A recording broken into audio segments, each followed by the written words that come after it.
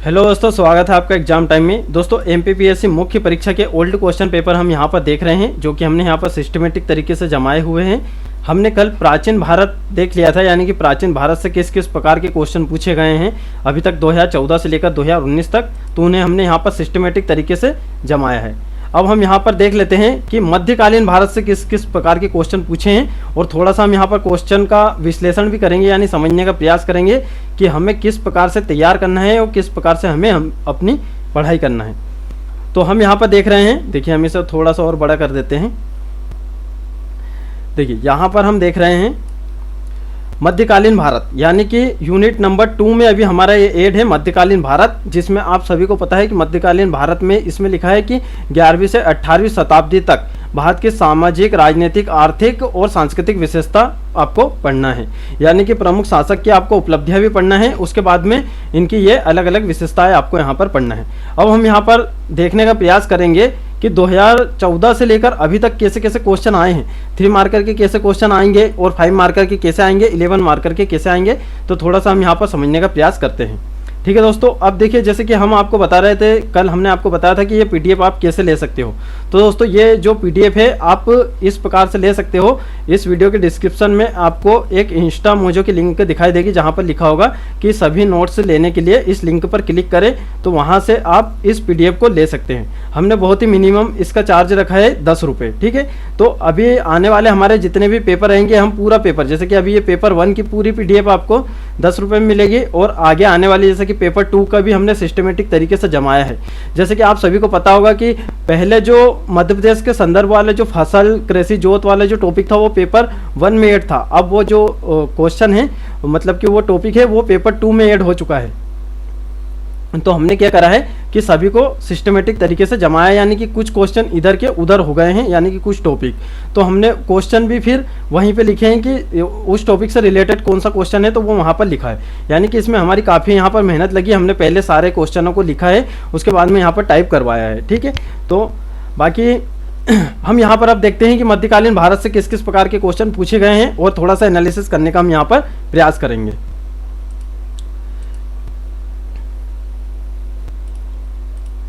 देखिए यहाँ पर पहला क्वेश्चन पूछा गया था रजिया बेगम। ये 2 बार पूछा जा चुका है, सेम टू सेम क्वेश्चन 2 बार पूछा जा चुका है। ये 2014 और 18 में 2 बार पूछा गया है। ठीक है, तो रजिया बेगम, क्योंकि ये मध्यकालीन प्रथम महिला शासिका थी, तो इनके बारे में पूछा गया है, क्योंकि ये एक विशेष उपलब्धि है इनकी।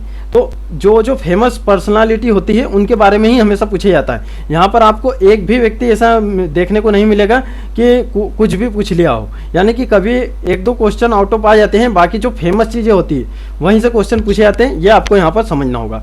ठीक है, तो अब यहाँ पर आपको ये भी पता चल जाएगा कि हमें मध्यकालीन भारत की किस प्रकार से यहाँ पर तैयारी करना है।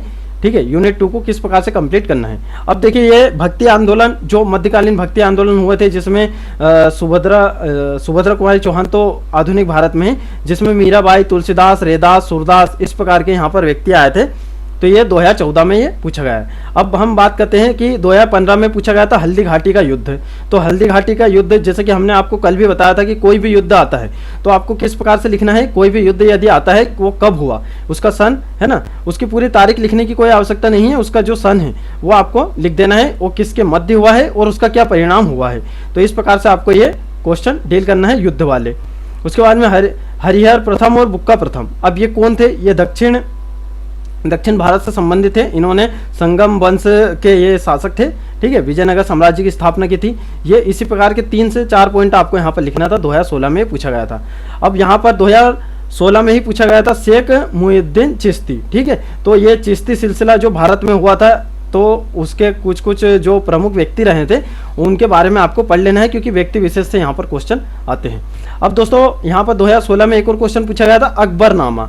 अब अकबरनामा आ गया है, तो अब आपको हुमायूंनामा, बाबरनामा, जहांगीरनामा, शाहजहांनामा, ठीक है, तो इनके जितनी भी पुस्तकें हैं तो वो आपको यहाँ पर याद कर लेना है। उसके बाद में यहाँ पर तराइन का द्वितीय युद्ध, देखिए तराइन का द्वितीय युद्ध आ गया है, तो तराइन का प्रथम युद्ध भी आपको यहाँ पर याद होना चाहिए। ठीक है, 2017 में ये पूछा गया था। अब देखिए रामानंद, ये वही मध्यकालीन भक्ति आंदोलन के संत थे, महाराष्ट्र से संबंधित थे ये। ठीक है, ये आपको यहाँ पर ध्यान रखना है। तो इसी प्रकार के क्वेश्चन यहाँ पर पूछे जाते हैं, यानी कि आपको यहाँ पर एक लॉजिक ये मिल रहा है कि भक्ति आंदोलन से मतलब एक व्यक्ति का क्वेश्चन आना कंपलसरी है, यानी कि आएगा। ठीक है, नहीं भी आएगा जब भी हमें तैयार तो करना ही है, क्योंकि कहीं से भी क्वेश्चन आ सकता है। और ये सारे जो अभी अपन ने यहाँ पर देखें, ये सब लुसेंट में मिल जाएंगे इनके आंसर।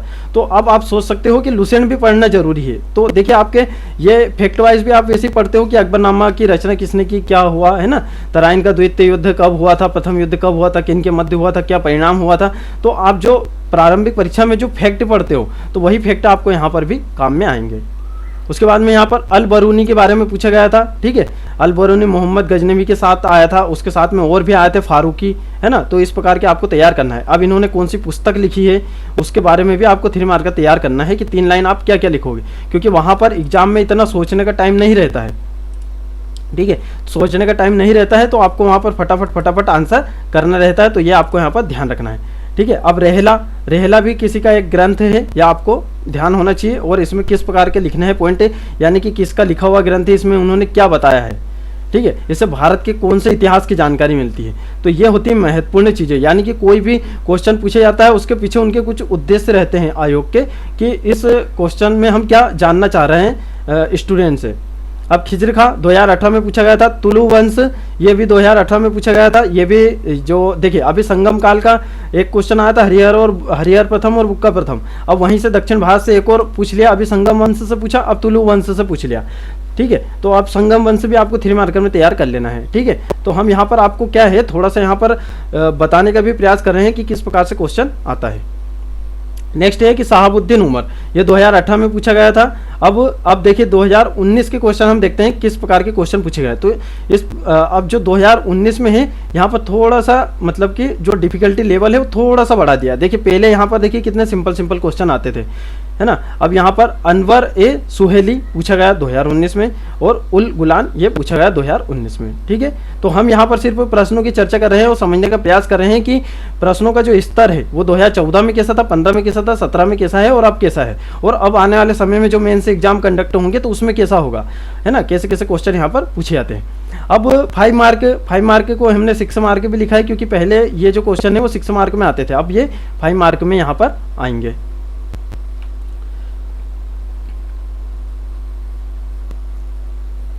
अब देखिए यहाँ पर हम 5 मार्क के देखते हैं। देखिए 5 मार्क में पहला क्वेश्चन पूछा गया था, बलबन के राजत्व सिद्धांत का संक्षिप्त वर्णन कीजिए। ये 2014 में पूछा गया है, बलबन का राजत्व सिद्धांत। उसके बाद में यहाँ पर मुगल काल में निर्मित प्रमुख भवनों का उल्लेख कीजिए, ये 2014 में पूछा गया है। देखिए सांस्कृतिक विशेषता से संबंधित ये क्वेश्चन आ चुका है। अब आपको यहाँ पर ध्यान रखना है कि मध्यकालीन भारत में भी कुछ विशेष शासक रहे हैं, तो उनकी उपलब्धियां हमेशा पूछी जाती है। सबसे पहले हम सल्तनत काल उठाते हैं, तो देखिए कुतुबुद्दीन ऐबक ने तो ज़्यादा कोई कार्य किया नहीं। उसके बाद में इल्तुतमिश, रजिया सुल्तान, बलबन, उसके बाद में अलाउद्दीन खिलजी, मोहम्मद बिन तुगलक, और उसके बाद में फिरोज शाह तुगलक। ठीक है, तो ये 4-5 शासक ऐसे हुए हैं कि इनके बारे में हर बार क्वेश्चन आता ही है। अभी यहाँ पर हम आपको बताएंगे भी किस किस प्रकार के क्वेश्चन आए हैं। ठीक है, अब सभी में आपको ये तो तैयार करना है, सांस्कृतिक, सामाजिक, आर्थिक और उसके बाद में राजनीतिक विशेषता, ये सभी टॉपिक में आपको तैयार करना है, प्राचीन में भी और मध्यकालीन भारत में भी। मध्यकालीन भारत में आपको पूरे सल्तनत काल की पूरी इकट्ठे आपको तैयार करना है सांस्कृतिक विशेषता, अलग अलग की तैयार नहीं करना है कि गुलाम वंश की सांस्कृतिक विशेषता क्या है, खिलजी वंश की सांस्कृतिक विशेषता क्या है, क्योंकि पूरे सल्तनत काल को हम एक साथ ही पढ़ते हैं, तो पूरा सल्तनत काल के एक साथ आपको तैयार करना है। अब हम आ जाते हैं सबसे इंपॉर्टेंट पॉइंट, वो होता है मुगल काल। मुगल काल में भी आपको प्रमुख शासक की उपलब्धियां तैयार करना है, जैसे कि बाबर के युद्ध और आक्रमण पूछे जा सकते हैं। बाबर के जो आक्रमण है वो 5 है और उनके जो युद्ध लड़े गए हैं वो 4 है, ये आपको पता होना चाहिए। उसके बाद में यहाँ पर अकबर के बारे में पूछा जा सकता है। देखिए अकबर का भी राजत्व का सिद्धांत था, है ना, और ये बलबन का भी है, तो इन दोनों में अंतर भी पूछा जा सकता है इस प्रकार से। और जहांगीर के बारे में, जहांगीर के काल को चित्रकला का स्वर्ण काल कहा जाता है।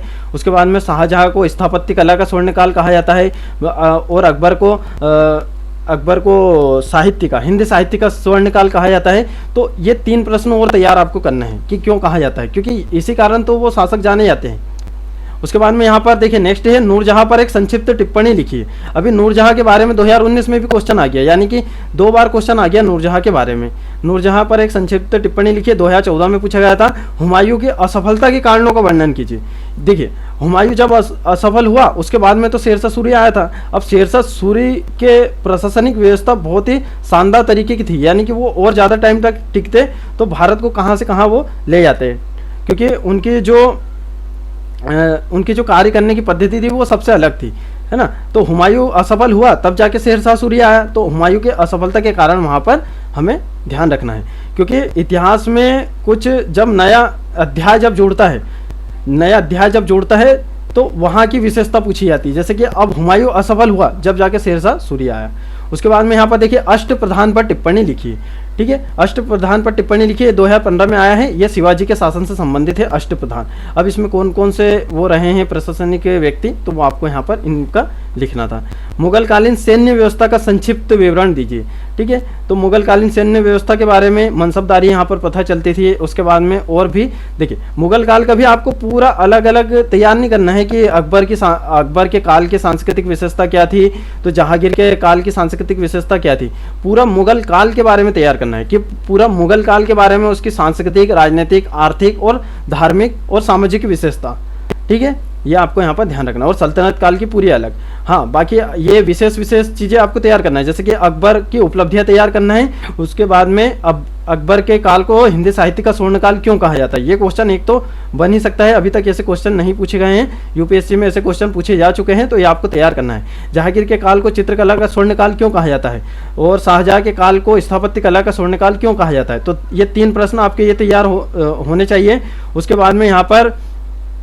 उसके बाद में आपके ये तीनों शासकों के आपके उपलब्धियां भी यहाँ पर तैयार होना चाहिए। और जो इसके बाद में जो आया था औरंगजेब, ठीक है, तो वो औरंगजेब का राजत्व सिद्धांत है शायद, औरंगजेब का और बलबन का। तो इन दोनों में अंतर भी पूछे जा सकते हैं कि बलबन और औरंगजेब के राजत्व सिद्धांत में अंतर बताइए। तो एक प्रश्न आपको ये तैयार करना है। और औरंगजेब के जो अभियान है वो आपको तैयार करना है, ठीक है, क्योंकि अभियानों के कारण ही वो जाना जाता है। उसके बाद में यहाँ पर क्योंकि उसने संस्कृति के क्षेत्र में ज़्यादा कुछ कार्य नहीं किया है, उन्होंने अभियान किए थे, तो अभियान आपको तैयार करना है। अभी कहाँ थे, ठीक है। मुगलकालीन सैन्य व्यवस्था तक हमने अभी देख लिया है। अब जहांगीर के काल में चित्रकला के विकास का वर्णन कीजिए। अब देखिए ये वही क्वेश्चन है क्या कि जहांगीर के काल को चित्रकला का स्वर्णकाल क्यों कहा जाता है। तो घुमा फिरा के ऐसे क्वेश्चन आते हैं, तो इससे आपको घबराने की आवश्यकता नहीं है। 2016 में पूछा गया है। उसके बाद में रानी दुर्गावती तथा मुगल सेना के मध्य हुए युद्ध का वर्णन कीजिए, ये पूछा गया था 2016 में। अब इस क्वेश्चन को हम एमपी से भी जोड़ सकते हैं, तो एमपी से रिलेटेड भी है ये क्वेश्चन, ठीक है। तो गोंडवाना की शासिका थी, ये आपको यहाँ पर ध्यान रखना है। उसके बाद में यहाँ पर नेक्स्ट देखते हैं कि भारत पर मुस्लिम संस्कृति के प्रभाव का संक्षिप्त वर्णन कीजिए, यानी कि भारत पर मुस्लिम संस्कृति के क्या प्रभाव पड़े, यानी कि संस्कृति में क्या क्या चेंज हुए। तो वहाँ पर इंडो इस्लामिक शैली का विकास हुआ, यह आपको पता होना चाहिए, ठीक है। इस प्रकार के यहाँ पर आपको लिखना है। तो ये सल्तनत काल के थोड़े से पहले का ये क्वेश्चन है। अब दहसाला बंदोबस्त के विकास में राजा टोडरमल के योगदान पर प्रकाश डालिए, 2017 में ये पूछा गया था। दहसाला बंदोबस्त बहुत ही इंपॉर्टेंट है, तो ये आपको तैयार करना है। तो ऐसे कुछ विशेष प्रश्न भी आपको तैयार करना है, यानी कि आपका जो जितना भी मध्यकालीन भारत है, यदि आप सिस्टमेटिक तरीके से शॉर्ट नोट्स यदि बनाओगे सिस्टमेटिक तरीके से, तो आपका ज़्यादा से ज़्यादा 50 से 60 पेज में आपका पूरा मध्यकालीन भारत यहाँ पर कंप्लीट हो जाएगा। बाकी यदि आपको पढ़ना है, समझना है, हर एक टॉपिक के बारे में अपनी समझ विकसित करना है, तो आप कोई भी बुक अच्छे से पढ़ लीजिए। बाकी नोट्स आपको शॉर्ट ही बनाना है, ज़्यादा नोट्स आपको नहीं बनाना है। और देखिए आपको ज़्यादा भी मतलब कि 3 मार्कर तो तैयार कर लेना है सारा सब्जेक्ट के। बाकी जो 5 मार्कर और 11 मार्कर है, आप ये ऐसे क्वेश्चन फॉर्म में ज़्यादा तैयार ना करें, उसे डायरेक्ट नोट्स फॉर्म में तैयार करें। तो नोट्स फॉर्म में आपके वो भी आ जाएंगे कि अगर इस प्रकार का क्वेश्चन आता है तो मैं कैसे इसे डील करूँगा। यानी कि पूरे क्वेश्चन आंसर आप तैयार करोगे तो सोचो कि मतलब कितने क्वेश्चन हो जाएंगे, मतलब कि मध्यकालीन भारत में ही, है ना। बलबन से ही 5-6 क्वेश्चन निकल जाएंगे, उसके बाद में इल्तुतमिश से 3-4 क्वेश्चन निकल जाएंगे, तो ऐसे ढेर सारे क्वेश्चन हो जाएंगे। तो पूरा एक इल्तुतमिश के बारे में कंटेंट तैयार कर लीजिए, पूरा एक बलबन के बारे में कंटेंट तैयार कर लीजिए। तो इस प्रकार से, ठीक है। उसके बाद में यहाँ पर नेक्स्ट क्वेश्चन हम देख लेते हैं कि शेरशाह का शासक के रूप में मूल्यांकन कीजिए। अब शेरशाह सूरी का देखिए क्वेश्चन यहाँ पर आ गया है, क्योंकि ये भी मध्यकालीन भारत से संबंधित है। और यहाँ पर भी इतिहास में परिवर्तन हुआ था। शेरशाह सूरी जब वापस गया, वापस से फिर अकबर आ गया था, वापस से मुगल शासन जब वापस से स्थापित हो चुका था, पुनर्स्थापित। तो शेरशाह का शासक के रूप में मूल्यांकन कीजिए, यानी कि इनके आप उपलब्धियां बता सकते हो, इनके सैन्य के बारे में, इनके नेतृत्व के बारे में, और इन्होंने कुशल नेतृत्व कैसा था, और प्रशासन के बारे में भी थोड़ा बहुत यहाँ पर बता सकते हो। अब देखिए यहाँ पर फिरोज शाह तुगलक के जन कल्याणकारी कार्यों का वर्णन कीजिए, 2018 में पूछा गया है। और ये दीन इलाही के स्वरूप एवं इसके महत्व का उल्लेख कीजिए। ठीक है, दीन इलाही के बारे में ये पूछा गया है, ये अकबर से संबंधित है। और उसके बाद में यहाँ पर 1581 में शायद ये दीन इलाही धर्म चलाया था, ये 2018 में पूछा गया क्वेश्चन है। अब देखिए यहाँ पर जैसे हमने आपको बताया कि 2014 में पूछा गया था नूरजहां वाला, अभी वापस से पूछ लिया गया है, नूरजहां ने अपने समय की राजनीति को किस प्रकार प्रभावित किया, स्पष्ट कीजिए। ये 2019 में पूछा गया क्वेश्चन है। ठीक है दोस्तों, तो हमने यहाँ पर आपको बता दिए हैं। अब 11 मार्क, जो पहले 15 मार्क के आते थे, अब वो 11 मार्क में आएंगे, यानी कि आपको 2 पेज में इनका आंसर लिखना रहेगा। जैसे कि हमने आपको बताया था, अब देखिए जैसे कि मैंने आपको बताया था सल्तनत काल में आपको 3 से 4 शासक की उपलब्धियां और उनके कार्य तैयार करने हैं। जैसे कि इल्तुतमिश, उसके बाद में इल्तुतमिश के बाद में आता है बलबन, रजिया बेगम, मोहम्मद बिन तुगलक, अलाउद्दीन खिलजी, और उसके बाद में अलाउद्दीन खिलजी के बाद में मोहम्मद बिन तुगलक। ठीक है, हाँ, और फिरोज शाह तुगलक। तो ये 3-4 ऐसे शासक हैं, तो इनके बारे में उपलब्धियां आपको तैयार कर लेना है, क्योंकि इनमें से किसी एक का हमेशा पूछ ही लिया जाता है। अभी यहाँ पर फिरोज शाह तुगलक का पूछ लिया गया है, अभी मोहम्मद बिन तुगलक का अभी तक देखिए यहाँ पर क्वेश्चन नहीं आया है। तो अब आने वाले नेक्स्ट एग्जाम में मोहम्मद बिन तुगलक से क्वेश्चन यहाँ पर आ सकता है। ठीक है, तो इस प्रकार का आपको थोड़ा एनालिसिस भी करके चलना है। अब देखिए यहाँ पर 11 मार्कर में औरंगजेब की धार्मिक नीति का वर्णन कीजिए। देखिए यही उसका धार्मिक नीति कैसी थी। उसके बाद में अकबर की भी एक धार्मिक नीति थी, तो वो भी आपको तैयार करना है। इसी प्रकार अशोक की भी धार्मिक नीति आपको तैयार करना है, तो इनमें अंतर भी पूछा जा सकता है। और अकबर को राष्ट्रीय सम्राट क्यों कहते हैं, ये समझाइए, यानी कि क्यों अकबर को राष्ट्रीय सम्राट कहा जाता है, इसके बारे में आपको यहाँ पर ये बताना था। ये 2017 का ये क्वेश्चन है। ठीक है दोस्तों, तो हमने यहाँ पर आपको समझाने का प्रयास किया है किस किस प्रकार के क्वेश्चन आते हैं। देखिए, आपको प्रारंभिक परीक्षा यदि निकालना है तो उसके आपको ओल्ड पेपर देखने पड़ेंगे। उसके ओल्ड पेपर आप पिछले 10 साल के भी देख लोगे तो बहुत काफ़ी है। बाकी हमने आपको 30 साल के क्वेश्चन दिखा दिए हैं। ठीक है, तो वो पीडीएफ आप इस वीडियो के डिस्क्रिप्शन में आपको इंस्टा मोजो की लिंक दिखाई देगी, तो वो पीडीएफ आपको वहाँ पर फ्री मिलेगी, आप डाउनलोड कर सकते हो। ठीक है, तो 30 साल के प्रश्न जब आप लगा लोगे तो आपके सोचने की जो स्मरण शक्ति है वो बढ़ जाएगी। क्यों बढ़ जाएगी? क्योंकि आपको पता चल जाएगा कि उस टाइम कैसे क्वेश्चन पूछे जाते थे, अब कैसे क्वेश्चन पूछे जाते हैं। भले सिलेबस चेंज हो गया है, बाकी कुछ कुछ टॉपिक सेम टू सेम है, और हमने वही क्वेश्चन ऐड किए हैं उसमें भी, कि जो अब नए सिलेबस में है। क्योंकि पुराने क्वेश्चन जैसे कि आयोग हमारे हटा दिए गए हैं, तो उन्हें उन क्वेश्चन को पढ़ना कोई ज़्यादा महत्व नहीं। और यहाँ पर भी हमने ऐसे ही करा है कि यूनिट वाइज हमने यहाँ पर अरेंज किया है कि जो हमारा अभी नया सिलेबस है उस टाइप से। ठीक है, तो यहाँ पर हमने आपको समझाने का प्रयास किया। आपको हमने यहाँ पर जैसे कि हमने यहाँ पर बहुत कुछ समझाने का प्रयास किया है, आपको इतना तक बता दिया है कि किस प्रकार से आपको पढ़ना है, किस प्रकार से आपको तैयारी करना है। ठीक है, और बाकी देखिए इस प्रकार से आपको अरेंज किए हुए क्वेश्चन कहीं नहीं मिलेंगे। बाकी हमने यहाँ पर थोड़े से अरेंज किए हैं और आपका थोड़ा सा यहाँ पर काम आसान कर दिया है। ठीक है दोस्तों, तो मिलते हैं फिर नेक्स्ट वीडियो में। इसी प्रकार हमारी ये सीरीज चलती रहेगी, और आप हमारे फेसबुक, व्हाट्सअप और टेलीग्राम ग्रुप से जुड़ सकते हो। वीडियो के डिस्क्रिप्शन में आपको लिंक मिल जाएगी। यदि आपको लिंक से डाउनलोड या लिंक से आप ज्वाइन नहीं हो पाते हैं तो टेलीग्राम पर आप MPPSC एग्जाम टाइम सर्च करोगे, और फेसबुक पर जुड़ना है तो वहाँ पर भी MPPSC एग्जाम टाइम सर्च करोगे तो हमारा डायरेक्ट वहाँ पर ग्रुप आ जाएगा, और यही चैनल का आइकन है। ये चैनल के आइकन वाले देख के वहाँ पर ज्वाइन हो जाएगा। और डायरेक्ट हमें मैसेज करना है तो टेलीग्राम पर आप SP कासलेकर सर्च करोगे। ठीक है, SP कासलेकर, तो आप सर्च करोगे तो डायरेक्ट आप वहाँ पर हमसे भी थोड़ा सा कुछ पूछ सकते हो, जैसे कि प्रारंभिक परीक्षा के बारे में किसी को थोड़ा बहुत भी कुछ कन्फ्यूजन हो, चाहे मेंस के बारे में। ठीक है, और ये हमारे यहाँ पर व्हाट्सअप नंबर दिए हैं, ये व्हाट्सअप पर भी आप यहाँ पर मैसेज कर सकते हो 7470833572। ठीक है दोस्तों, मिलते हैं फिर नेक्स्ट वीडियो में।